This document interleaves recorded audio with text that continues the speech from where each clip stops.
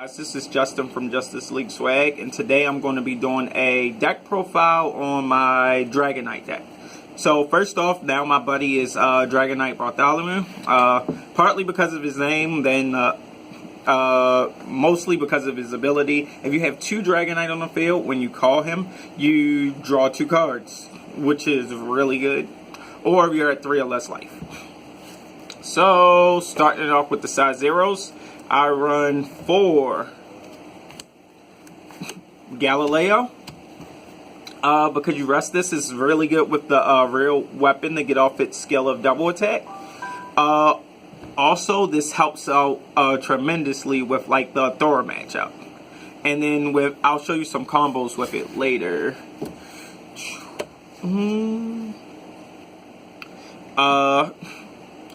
Only 3 Cavalry Dragon. I'm gonna bump it up to 4. I just got the 4th one. I haven't had a chance to put it in. But this card is really good. You want to put it into the soul of something that has double attack to get the most bang out of it.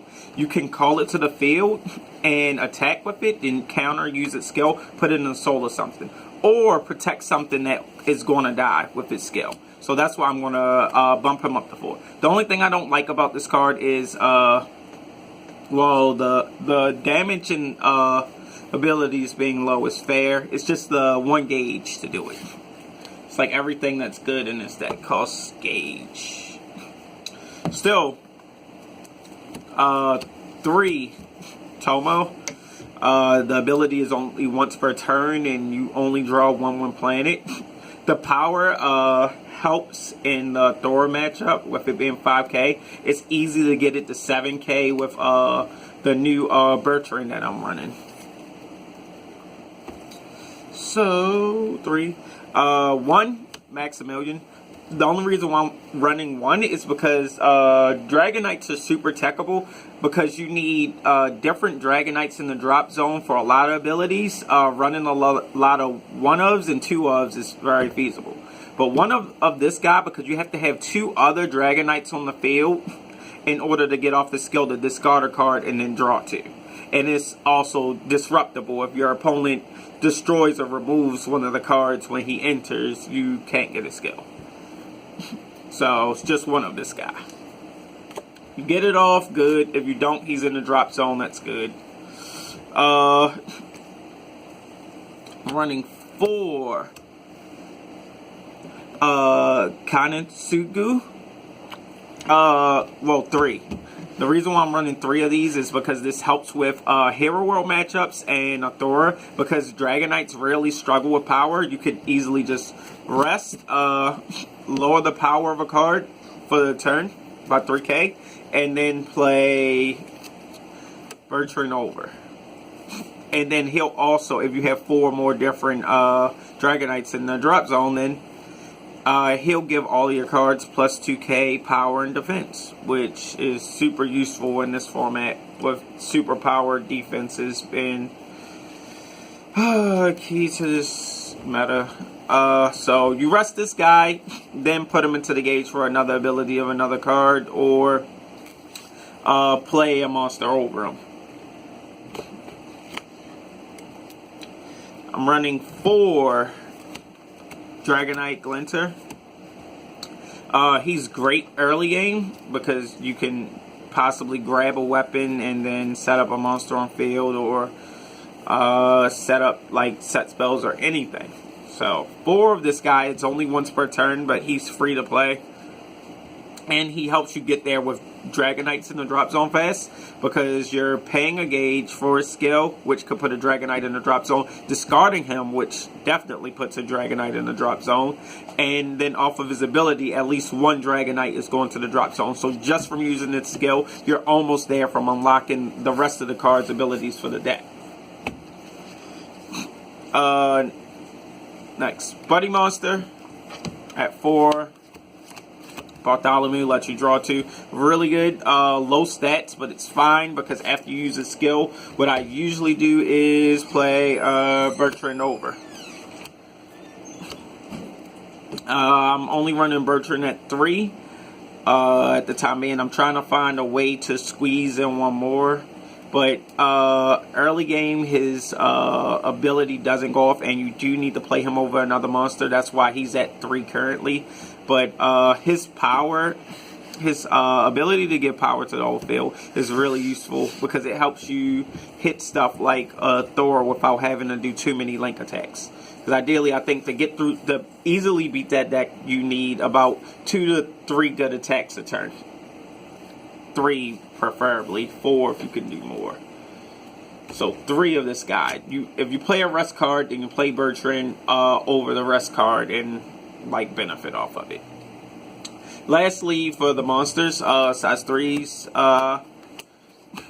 have 4 Dragonite Prince, Edward the Black. Edward the Black is pretty solid, and he makes your a Thor matchup and close center matchups easier because of his penetrate. So if you could get 7 different Dragonites in the drop zone, it's really easy to get off his skill to penetrate. And he already regularly has double attack, but he'll also be 3 crit if you what is it called?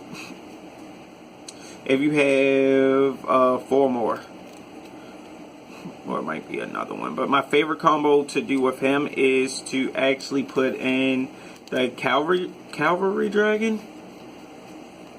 Because the Cavalry Dragon will make him 4. So I won a game yesterday by like placing this in Soul from hand to make him 4 crit with Penetrate. And then I had the item equipped that also had Penetrate. So it was like 10 damage on 1 turn. When I finally got my opponent off of the like really good Thor that doesn't take effect damage. So once I got them onto another one, it was just game with this guy. So this makes your matchups against a lot of other decks a lot easier. I haven't played it against Zodiac yet. But Zodiac, oh yeah, Zodiac can rust items now. So I'll do items next. 4, Lance, Gears Lance. 4 because this item has double attack. So open center decks, easy kill. Against closed center decks, if I power this up, it's easier for me to swing at them twice with this item before my monsters attack. So you just rest the card on your field. That's why I'm running, I think, 7 resters in this deck. So it'll get off its skill. For double attack. Gauge no life, not bad. Only 2. Just because the other item has ideal, like, more damage output. And it's like Dragonites always struggled with damage and power. So with this deck, I'm going gearing up all damage. So only 2 of this because I only want to see it against closed center builds, and it's not that good against a Thora. It's good if my Thora matchup or Onis for Thor if they don't have the bigger Thor that doesn't take penetrate. Spells, just 4 blue dragon shield, 4 green dragon shield. And then I guess you can side damage reduction if you're playing against a burn deck or something. 4 Airling. Like, this is like one of the backbone gauges of it. And lets you filter out your hand from like duplicate cards or cards that you just don't need. So this is at 4 and it's a Dragonite. Counts as a Dragonite on the field. So good card is really good. Vanguard, only 1 Vanguard retreat because if it drops to my the drop zone there is a Dragonite, so it counts as 1. Plus, with its ability to counter bounce back one of your cards, you can, if you have Veteran on the field and he's about to take penetrate on anything else, you could just counter bounce it back to your hand. So it helps you avoid pesky stuff or just to loot good stuff like your buddy, so you can get them back to play them again next turn if you don't have anything that will let you draw. So I really like this. The gauge cost keeps it balanced, I guess. So it's pretty good, but just that 1. And then lastly, the impacts. Yes, I am now running Dragon Cavalry Art Spirit Aura. The reason why I'm running this is because it can annihilate entire fields and deal damage. I'm only running it at 2 because it costs 3 gauge, and almost everything in my deck right now costs gauge. But gauge isn't a huge issue. It's for the deck because I always have gauge to play all of my cards, with air lane being a thing. The problem I have is getting to 3 gauge sometimes, because then going with like a 3 gauge card like this, that means not playing with the black or skipping on like playing so many of my draw cards, which I really want to play. So that's why this is just at 2. But that's it for my Dragon Knights deck profile update. Hope you find the information useful. We'll have more deck profiles coming soon. Alright, bye.